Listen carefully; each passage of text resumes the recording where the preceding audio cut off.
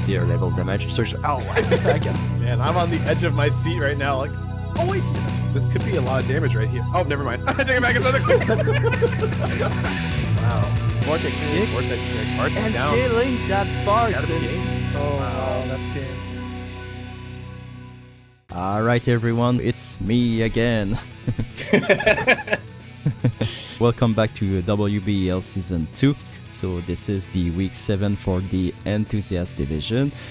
So I'm here in a replacement of Machens because of my upcoming vacation. The schedules are tight. We weren't sure if Machen would be available today with Chisei, so we took the decision to make the video without him. As usual, we have Chisei with us, so hi Chisei. Hello again. You got me again this time too.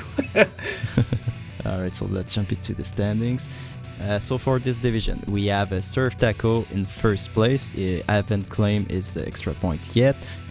It's the same for mostly everyone except KoushouHaou, Kellz, and ChaseVsAll. In second place, we got Ram9 with 5 points. And what is going to be exciting this week is that Surftaco and Ram9 will have their fight. We have the Clash of the Colossus. After that, we got KoushouHaou and Kellz with 4 points, and then Loji and Isvar both with 3 points to claim the final spots for the playoffs. After that, we got Alkor with 3 points, Unhindered and ChaseVsAll with 2 points, and finally we got Founded with 1 point. Alright, let's jump into the matches. Alright, so next match. Yeah, guys, I'm not proud of you. So we got the KoushouHaou that has sent a message text to Founded, and only Founded has submitted his footage. Alright, so for KoushouHaou's side, we have Mariel, Starlight Elena, and Kadia. On Founded side, we got Tyrell, Ravius, and Wingstern. So let's check that out. All right. So jumping into the match, we see Mariel and Starlight Elena coming out from KoushouHaou's side, and so that's gonna be the probably mono light VCs. Definitely lots of magic heavy going against this team from Funded, which is a full knight team. So this team, Wingstern, once again, as I've mentioned, one of my favorite units, one of my only max reincarnated units, does have a bit of an issue with his damage sometimes. Against this Mariel, I wonder if she's building any light resistance, because being a light unit herself, being able to wear the ring, could give a solid edge to be able to tank up a lot of damage. And there comes the light resist buff from the TMR. So definitely expecting this team. I mean, I know Funded has a lot of light and dark units on his roster, so not a very difficult call out, but definitely will help out a lot in this match. Won't soak up much of the Tyrell's damage, so Tyrell could sneakily be built to deal a lot of damage. I was like, if he doesn't die here. So we have the Stern coming up, doing his re-raise. Getting that online is going to be massive, and Mariel should be able to come in and do some damage herself. Let's see if she has her Arithmetician job on, or if she's going to come in with probably the Mind Crusher. Oh boy. Come on, you guys. And the dodge. And we have a miss coming from Mariel. So next we got Kadia. So who's she going to buff? So it's going to be Mariel. I don't know with what. Next we got Starlight Elena, and alright, so killing that Tyrell, so about 8k damage. Next we got Ravius. She's way far in the back and only using Iron with 2k on that Mariel. It was alright, Dark and Earth buff, so it's going to be pretty useless. Next we got Starlight Elena, using our LB on the whole team. I didn't see any dodge movements, so let's see what's the final. So about 4k on that Wingstern, and not much on that Ravius, so very well tanked by the entire team. We got Stern, so dealing a lot of damage on that Kadia, and about half health on that Starlight Elena, so it was kind of good damage. Next we got Mariel. She's thinking really hard about doing nothing. Is she going to spam her usual? So Mind Crusher, yes. Not a lot of damage on that Ravius. The Wingstern is really dodgy, so it dodged another attack. Next we got a Kadia, probably Curative Prayer, yes. 9k on that Starlight Helena, it's going to be really big. Blinding Cross. Oh, we have a blind on that Starlight Helena. And a lot of damage on her too. Next we got Starlight Helena. Momentum, she can't hit anybody, so she's only going to be aced. But I think that... oh, so our Doom haven't arrived, so 6k on that Mariel. So Mariel again, does she have the accuracy? But she is right in front of that wing surgeon. It's going to be difficult. Maybe she go for the Ravius instead. She's thinking really hard about standing still. Perfect. So Banish got like, oh, so she hit him. So about 3k, I think. Next we got Kedia, another curative prayer on that Starlight Elena. Let's see. Okay, so the computing process is really slow on Dejan's computer. Alright, so Starlight Elena again. Oh, courage. It might be big, but I think that Wing's turn has a courage removal. Oh, 9k healing on that Mariel. So she's going to withstand that attack from Ravius. Another iron from 2k. Next we got Starlight Elena. It's going to be great. Evasion up. And it was the last turn of that blind. And 100 edges. Oh, the Starlight Elena missed all of the multiple hits from Wing's turn. So next we got Mariel. Computing. Processing. It's taking a long time. Mind Crusher. And not able to kill that Wing's turn, so doing about 2k. And next we got Starlight Elena. I think that she's going to shine Lux Overflow and killing that Wing's turn, but of course he still had his re-raise. So next it's going to be Kedia, probably healing that Starlight Elena again. So far she's been really great with the insta-cast healing. Usually casting time could be really troublesome, but for this fight, KoushouHaou's Kedia has been really the MVP so far. Alright, so next we got Wing's turn, 100 edges. Killing that Kedia. It's been avoided completely by Starlight Elena. Alright, so I guess that without the accuracy buff from Wing's turn, he is not able to hit anything right now. Alright, Wing's turn is dead, killed by Starlight Elena. Next we got Mariel. So is she out? Only 19 AP, so let's see what she's going to do. Chicken Blade. I don't think that he has time to transform Ravius into a chicken. So next we got Starlight Elena, still 84 AP. Of course, when you have 3 turns to buff, you have a lot of AP at the end. So Mariel with 1 AP is going to attack. Oh, no, invoking an Esper in its Demon Wall. It's revealing his strategy, but it was obvious. The next is Ravius, auto attack. Oh, 2k, it's not bad. And now we get started Elena to finish the fight. Ooh. Yeah. That was a hot fight. That was. And just like KoushouHaou said, that Blinding Cross was scary. In fact, yeah, that was actually the thing that... There is so much in that match to break down that I could go on for hours, but nobody wants to hear that. But one thing I will say is when the blind landed, Wing's Stern, instead of being able to take out both units, he did run back and just single target the Mariel. And if you notice on his first attack that he did that hit the Elena, only one of his 2 hits landed. So she was even evasive during his first attack, but I do think what Numero said before was that his accuracy buff that he gives in his AoE was the reason why he was able to hit that first hit. And then probably, I would have to count the turns, but probably by that time that the blind landed was probably the same turn that accuracy buff wore off. So instead of taking out that Mariel with the Elena, he just went back and single targeted the Mariel, which if he did not do that, I don't think that KoushouHaou's team would have had the damage to take out the rest of the team. The Elena was definitely the main damage dealer there. If he had one more turn of that accuracy buff, or if just a little bit less evasive on KoushouHaou's side, the match would have completely been flipped, in my opinion. Very well prepared, lots of light and light resistance coming out from KoushouHaou, really expecting the light team, and then Wing's turn. You can even see when he went to go back and do the single target against Mariel, that's his non-elemental attack. Definitely had so much light resistance that it was hard for him to get in the damage that he needs to do. Very well built and very well played. Yeah, absolutely. I have to talk about this Kedia once more. Those healing just at the perfect timing.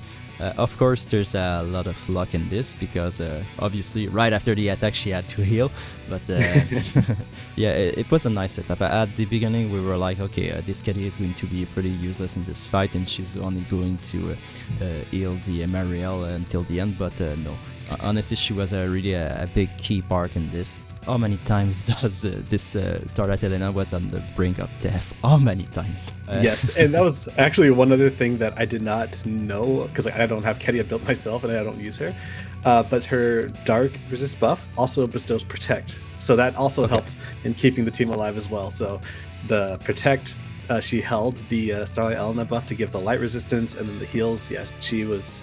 Even though Elena was the key to winning with the evasiveness, I think Cadia was the star of the match for me. No, we won't give the key of the match to the Blinding Cross, even though it could have been scary. Yes. All right, GG to both players, and congratulations to KoushouHaou. Yep, GG to both players. Alright, so next fight we got ChaseVsAll against Kellz. So on Chase's side we got the Sylvie, 2B and Seymour. On Kellz's side we got Surgis, McLeod and Fang. Let's check that out. Alright, so getting into the match, we see from ChaseVsAll, we see 2 Katana users and a Red Mage, and I know that they have some VCs that they share together, so probably going that route, especially since they're all different elements. And then on Kellz' side, we got the standard Pierce comp with the Fang that we know and love. That's put in tons of work. But 2B being one of those near automata units is a Pierce resistance sort of unit. So that's good for 2B, but on the other side, she's also elementally disadvantaged. So it's going to be a little rough, I would say, coming out from ChaseVsAll side against this team, just because we've seen how good this Fang is. And then we also see Surges getting on his the Jealous Wrath, so he might be able to inflict some berserks too. So this is definitely a scary team coming out from Kellz, and I'm hoping to see this Katana team put in some work, but it's definitely gonna be a rough one. I'll say that much. I really like Kellz's initial positioning with the higher ground with the piercing unit. I know how it ended with 4 Anakin, so. Let's see. Alright, let's see if he gets the berserk off. He does not. That's good. And he was tanked very well. I mean, the elemental advantage, of course, but still, good to see that it was only 1,000 damage.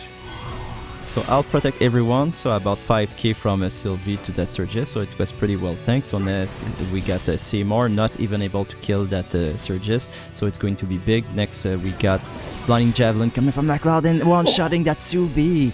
Oh, so goodness. Yes, I think that on his side he wasn't that prepped for bursting. So we got about 5k on that Seymour coming from Fang. So Ian, Seymour was able to finally kill that damn Surges. Next we got Sylvie, probably using her LB. Yes, Seymour will benefit from a full healing and magical shield. One hit or one turn? I don't remember. I think one time. One time. Oh, whiskey's broken. Unless it's broken. Alright, so about 6k from McLeod on that Seymour, and only a basic attack was needed from Fang to kill that Seymour. Sylvie against the world. Next we got McLeod, credible shot missile. It did a big chunk of damage on that Sylvie. What is she going to do next? Heal herself or offensive? Oh! Could be. Nope, no selfie. Okay, so it was the bad eye on that Sylvie. Yes, Chase, next time turn all of those off, but the LD. She had a re-raise, but Fang is going. Yeah, unfortunately, it is Kellz's win. Yep.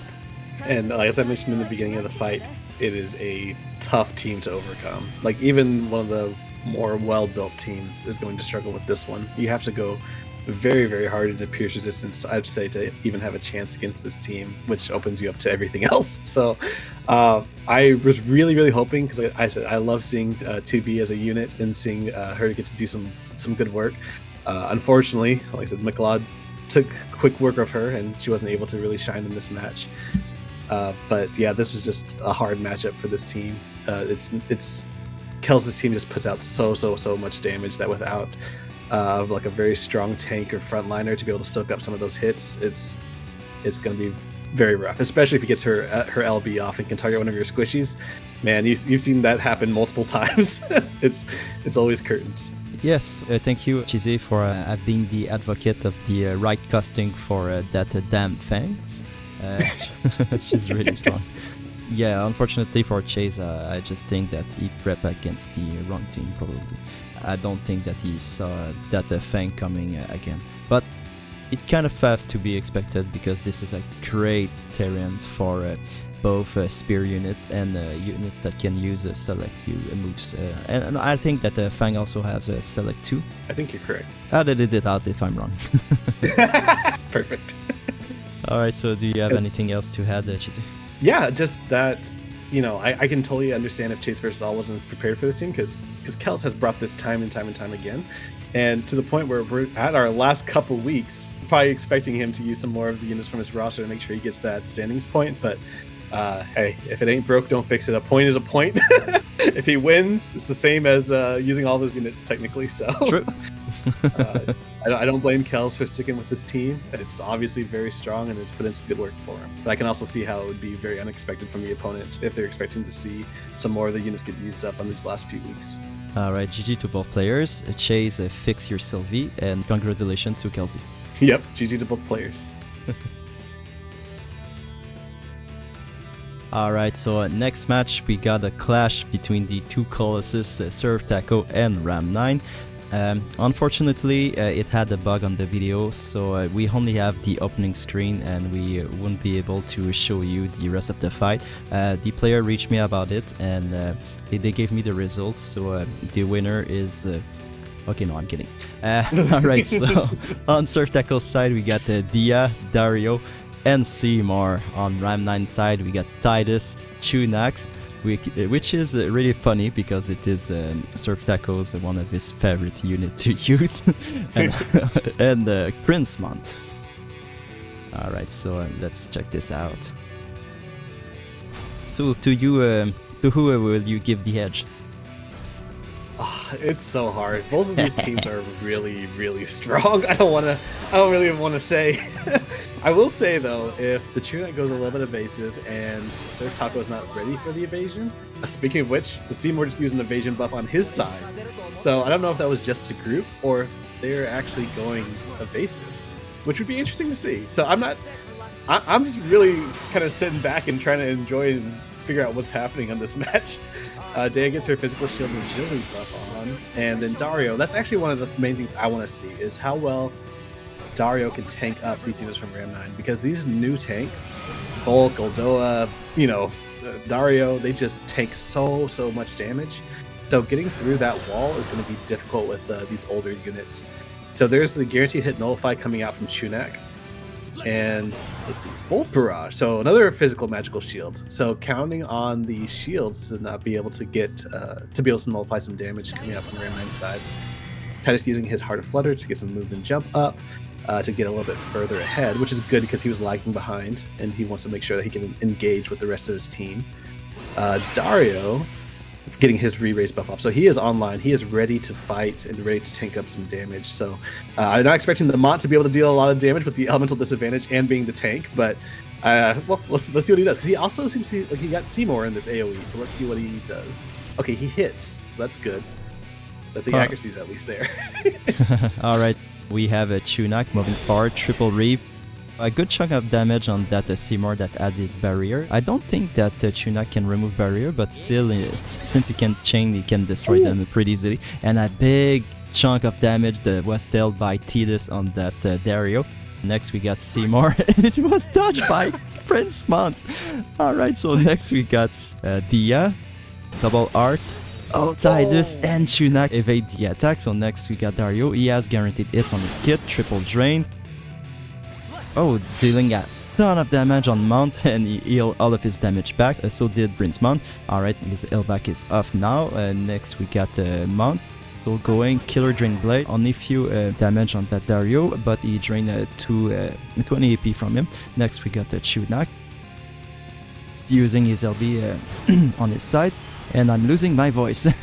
Oh, so about 7k on that Dario and poisoning him. It is a new upgrade of his. Alright, so now we got Titus. He's gunning for the Seymour, killing him in one shot. Oh, so next we got Dario. He really has to apply Berserk, otherwise it's going to be really tough for him. Triple drain, missing that Chunak again. The fact that Mont isn't that evasive, it's really good for him. Alright, you got Dia with 69 AP and one-shotting that Mount. Okay, we have kind of a turnover there. Next we got Chunak. Is he still going for the... Yes, so sneak attack but behind about 7k on that Dario. It's really big, but now he's going again. Can he triple drain? Very few damage on that Tidus. So next we got Tidus. Alright, so 64 AP. What is he going for? Chunak is on the way. Okay, so he has the Kongu on about 4k on everyone. But damn, that reaction proc 2 turns in a row. So he heal about 8k. And Dia one-shotting at that. Oh no, he's alive! He's alive! So next we got Chunak again. Sneak attack again. But okay, so no reaction at least this time. He only has 14 AP now. But I think it's pretty... Oh, the poison nearly killed him though, and because of the activation time, he won't have time to cast it.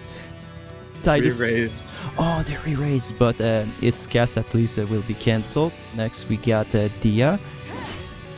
Only a basic attack on the Tidus, so enough to kill him. And now we have Chunak. How many AP does he have? Oh no, Dario first.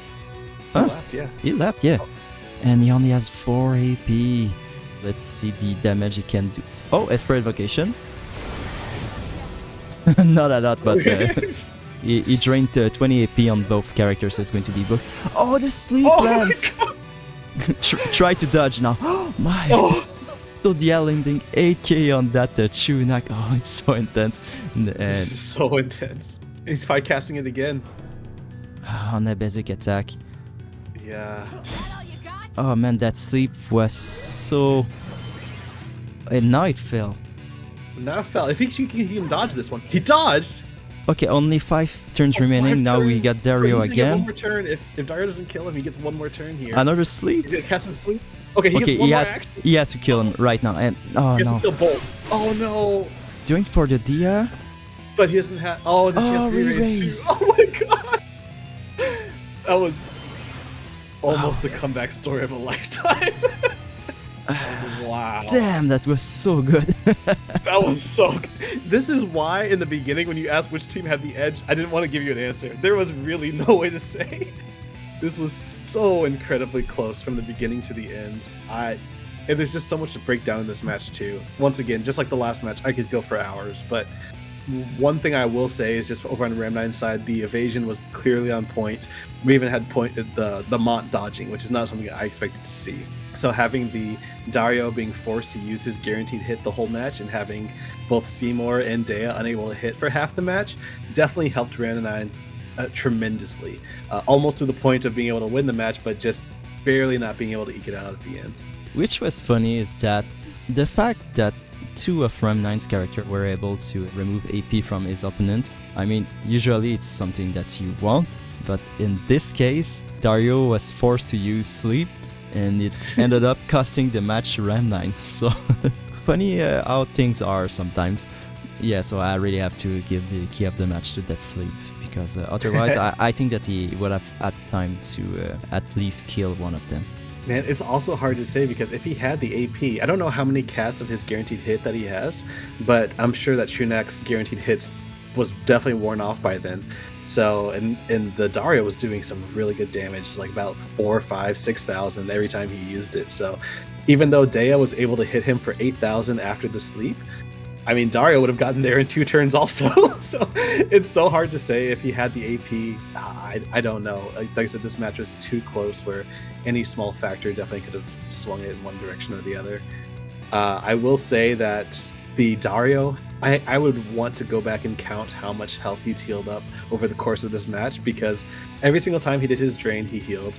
And then after the drain, he would also heal another 6,000 or so. And so he was at the brink of death probably about 5, 6, 7 times this entire match, but was able to heal back from the brinks of hell every single time. So it was very well tanked from that Dario. All right, Surftaco, you made your point. Dario can work. Cost 160 next season. No, I'm just joking. It's his fault. Yeah, because in Discord I said that Dario was trash, only to provoke some players, and it worked.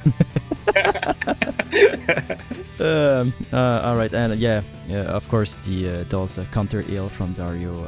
If it wasn't up that, he wasn't winning that match. So it was very lucky on his side, very fortunate, and I'm sorry, Ram9. I feel that you got robbed. Alright, so GG to both players, and congratulations to Surftaco. Yep, GG to both players.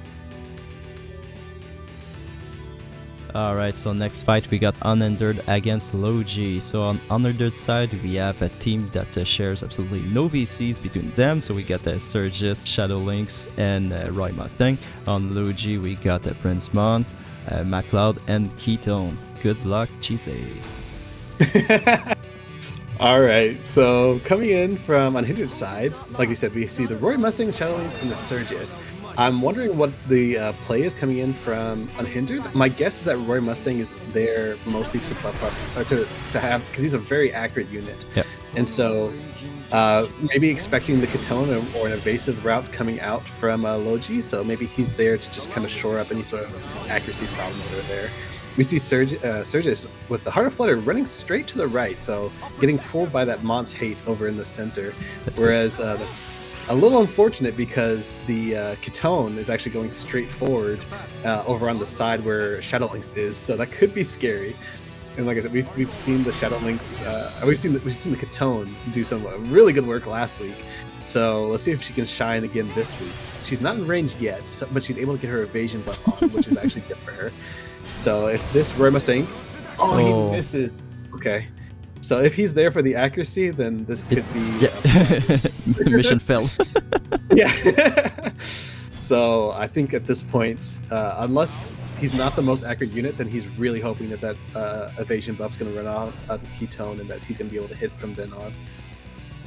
And then I think I saw a Taunting Blade come out from Surgis. Absolutely.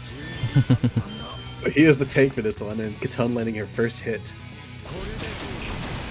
At least he's able to hit that Prince Mont, so a bunch of damage, about 7k I think. Next we have your retaliation coming from Mont, so what is he going to do? So his LB.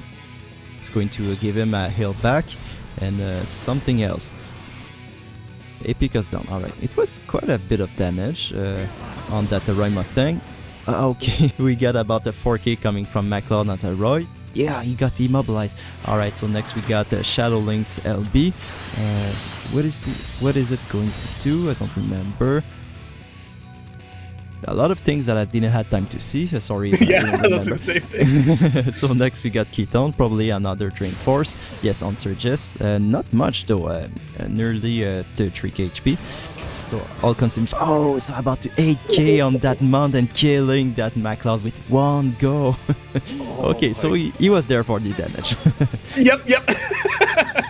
Surgis missing that Ketone. Next we got the Shadow Lynx. About 7k on that Ketone, so it's really big. Next we got Mount and Ketone. Let's see what the Mount is going to do. Is he going to kill that? No, going for the backline, so doing very few damage on that Surgis. So he got pulled by the Taunting Blade that he did earlier. Next we got the Ketone, so Drain Force on that Surgis. Okay, that Surgis with 8, really good. Alright, so Roy Mustang nearly killing that Mount, but he had courage. And we have Shadow Lynx finishing the fight. Alright. Wow. We mocked Unhindered's team, but in the end it was the right one. Yeah, I was about to say the same thing. I was like, I'm not questioning Unhindered's judgment anymore. He's a mad scientist. Not today. Not today. Yeah. But wow, you're gonna have to send me that build Unhindered, because I don't know how you were able to manage to make both the Roy Mustang and the Shadow Lynx deal that much damage. It doesn't seem to make any sense to me, so I'm just gonna say congrats for it and move on. That being said, the Taunting Blade on the Surgis, like Samira pointed out, absolutely massive. Spoiler alert, that's the key of the match for me by far. Being able to take the heat away from the Roy Mustang, so that he was able to survive to deal the damage to the Mont and kill the MacLeod in the back, absolutely massive. It's just that Taunting Blade on the Surgis and having him also be as tanky as he was, which once again, I do not understand how you're able to manage to get them to do the damage and have Surgis be tanky, but you're gonna have to tell that one to me later. Yeah, that was very well done, very well played, and yeah, not really much else to say there. I was going to say the exact same team. Maybe Roy Mustang's damage, it was completely massive. Yes, and one thing I didn't mention was coming out, the initial placement from Loji, I feel like was also amazing. Having the tank and MacLeod in the center, having Ketone come up on the side, I feel like that strategy was executed very well. And the MacLeod also doing about 4,000 damage to an elementally disadvantaged unit. really good damage coming out from the McLeod. So the damage was there on Loji's side from the McLeod, and the tankiness from the Mod was also very good. Was able to tank relatively well, especially against Magic, which isn't, you know, the best. So yeah, I mean, like I said, Loji's team was great. It's just the taunting blade and the surge just really threw everything off. All right, so GG to both players, and congratulations to Unhindered. Yep, GG to both players. All right, last match we got Alkor against Isvar. From Alkor's side, we had a odd but interesting team. So we have Dorendo, Balo, and Crystalborn Dario. On Isvar's side, we got Fang, Minwoo, and Surges. Chisei, what can we expect? All right, like you said, Alkor's team's a little strange. Very, very tanky.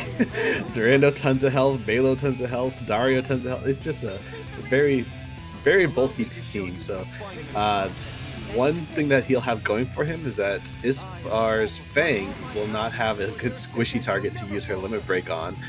Two units with elemental advantage against the Fang, and the Dario just being a very bulky unit.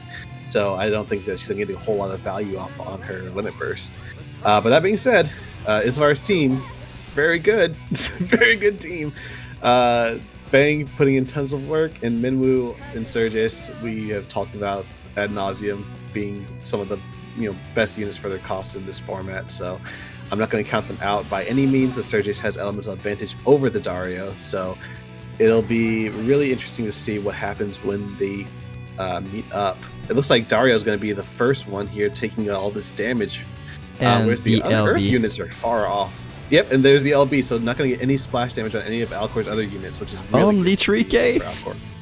Wow, very well tanked. I really like the tech from Oberon's TMR. Too bad that... Oh, what? They still can activate Haste? Huh. I'm not sure why, because I saw that happen too, and I'm not sure why the haste was able to be applied. Alright, and maybe it wasn't it. Okay, so we're blind. We're in the wrong division.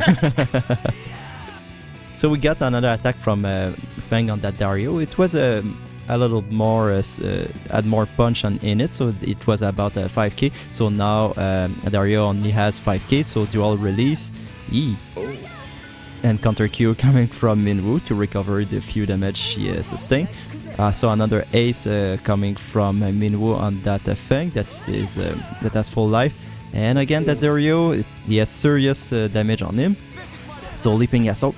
Oh, and the Surges did a ton of damage on that Balo. It was surprising. Alright, Vital Shot. Missile attack coming from Dorendo on that Surges only did 4k, it's not a lot. Fang only has 5 AP, so now she's at 34. She procced the courage from Balo. Alright, we have Dario's LB. Was it 2k? And landing a Berserk on that Fang, so it's going to be pretty big. Next we got Minwoo. She's casting probably an ace on Surges, so Vital Shot, another missile attack coming from Dorendo on that Surges again.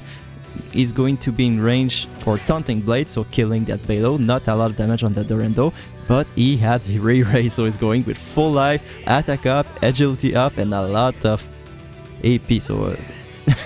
and Fang killing Dario with only a basic attack even while Berserk. That's too bad. Crash edge, so 2k coming from Balo on that Surges, and it's too late for Minwoo, sorry. Next, and Law Invigoration, so Surges is now at full life. It's not looking so good on Alkor because he doesn't have the damage, and the Berserk is nearly at its end already. So we have about 3k on that Dorendo coming from Fang, and Dorendo is not even able to break the shield from Fang. So next we got Minwoo. Sorry, so she had activation time. So Balo had not a lot of damage on that Surges, and offensive Minwoo one-shotting that Dorendo. So Surges not a lot of AP, basic attack on that Balo. Fang nearly 5k on that Balo with a basic attack. And we got the Esper coming from Minwoo on that Belo, and I don't think that it's going to win it. Yeah, I wouldn't put my odds on the Belo right now. No. Oh yeah, that's a little rough. So Fang should be able to clean it up right here. Not letting it go to turns. It looked promising, but I think that the positioning was odd. I would have preferred to have Belo in front of Fang. I know that he can decide that. He tried something and he guessed wrong, unfortunately. But yeah, the fact that Dario was the first one to sustain all the hits at the beginning, unfortunately for him, it was kind of his loss. Also, the Persing have a lot of reaction block rate, so he didn't have a chance to use counter clear. Yes, and I was about to say the same thing. Damage was a little not quite there on Alkor's side, which was one of the biggest reasons, because he was able to get a lot of attacks off on the team, but Minwoo healing it back up and just not being able to just take out any one unit was one of the big frustrations, because he was able to survive for quite a while. It's just the damage wasn't quite there.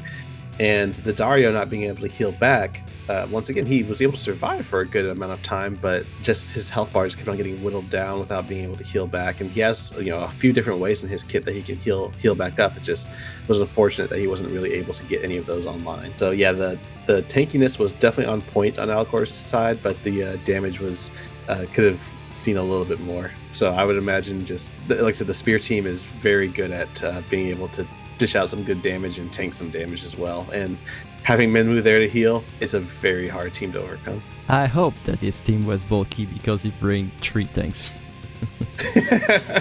Yeah, you would hope. Alright, so GG to both players and congratulations to Isvar. Yep, GG to both players. Alright, this is it for this week for the Enthusiast division. In first place, we got Surftaco, that is not going to be joined by Rem 9 since he has won that confrontation. So he has a 7 point with a perfect 7-0 record and no extra point for the moment. After that, we got Rem 9 with the 5 points. Then we got KoushouHaou also with 5 points. Kellz 5 points too.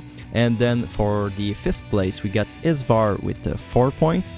And then Unhindered for the 6th spot with 3 points. Only Koushou, Kellz, and Chase have cashed in their extra point. So you guys, you have only 2 weeks to use the rest of your roster. And then we got Loji, Alkor, both with 3 points. And then we got Chase with 2 points and Funded with 1 point. I don't think that Chase and Funded can come back, unfortunately, but we have a super tight race for the 6th spot. So we have 3 players with 3 points currently that haven't cashed their extra point. Alright guys, thanks for watching, and I hope that you'll stay tuned, especially for this division since the race is so damn hot. So we'll see you in the next video, I hope. Yep, I'll see you in the next video. Bye bye.